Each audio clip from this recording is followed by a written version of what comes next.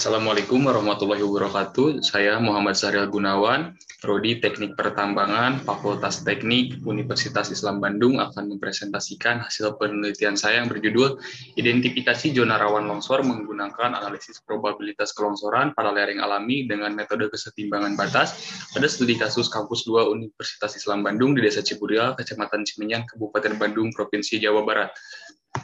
Adapun outline penelitian saya ada pendahuluan, daerah penelitian, hasil penelitian, pembahasan, dan juga kesimpulan. Adapun hal yang melatar belakangi pada penelitian saya kali ini, yang pertama, longsor adalah pergerakan massa batuan, bahan rombakan, dan tanah pada suatu lereng yang berpindah tempat karena gravitasi dan terganggunya keseimbangan gaya. Pemantauan probabilitas kelongsoran penting dilakukan agar lereng tetap dalam keadaan aman. Daerah penelitian terletak pada elevasi 750 sampai 1.200 meter di atas permukaan laut dengan tingkat curah hujan 1.500 sampai 4.000 mm per tahun dan pernah terjadi longsor pada tahun 2018. Identifikasi masalah yang pertama, timbulnya longsoran-longsoran dengan skala kecil di beberapa titik daerah penelitian. Yang kedua, bentang alam daerah penelitian yang terjal dan minim vegetasi karena beralih fungsi lahan. Yang ketiga, daerah penelitian terletak pada sesar aktif yang berpotensi mengancam terjadinya bencana alam. Batasan masalah yang pertama menentukan nilai faktor keamanan dan probabilitas kelongsoran, lalu menelaah potensi kelongsoran menggunakan metode kesetimbangan batas. Masalah penelitian, longsoran-longsoran kecil terjadi pada daerah penelitian terjadi pada lapisan tanah, bagaimana keadaan geometri lereng yang terjadi pada lereng alami pada daerah penelitian, bagaimana rekomendasi nilai FK dan juga PK. Tujuan penelitian yang pertama, mengetahui karakteristik material pada lereng yang menyebabkan terjadinya longsor, yang kedua, mengetahui nilai FK dan PK pada daerah yang sering timbul longsoran dengan skala kecil, yang ketiga, memetakan zona-zona rawan longsor untuk mengamati pergerakan tanah. Metodologi penelitian, pengambilan data dibagi menjadi dua, yaitu data primer dan data sekunder.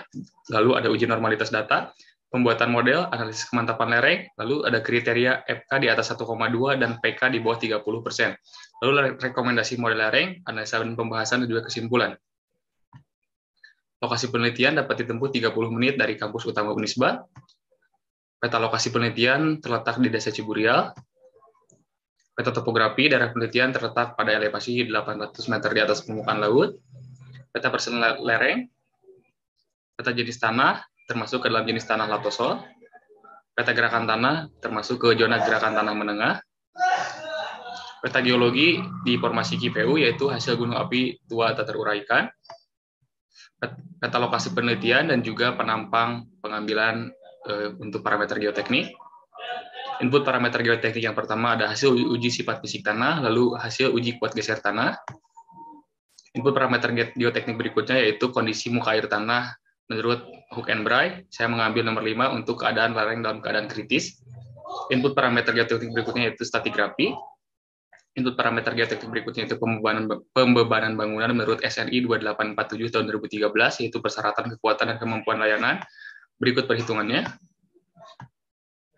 Sehingga total berat bangunan yaitu 818,91372 kN.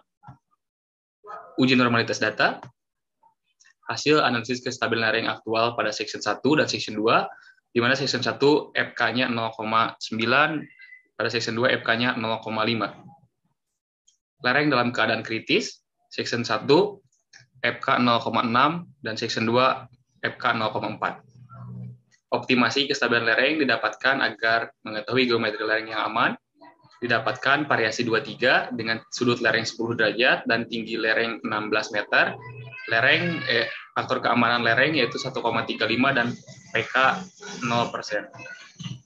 Optimasi kestabilan lereng agar mengetahui geometri lereng yang diketahui atau aktual dengan sudut 13 derajat dan tinggi lereng 13,96 meter. Optimasi kestabilan lereng section 2 didapatkan FK tertinggi yaitu 1,31. Lalu agar mengetahui geometri lereng yang direkomendasikan dengan sudut lereng 14 derajat dan tinggi lereng 12,19 meter.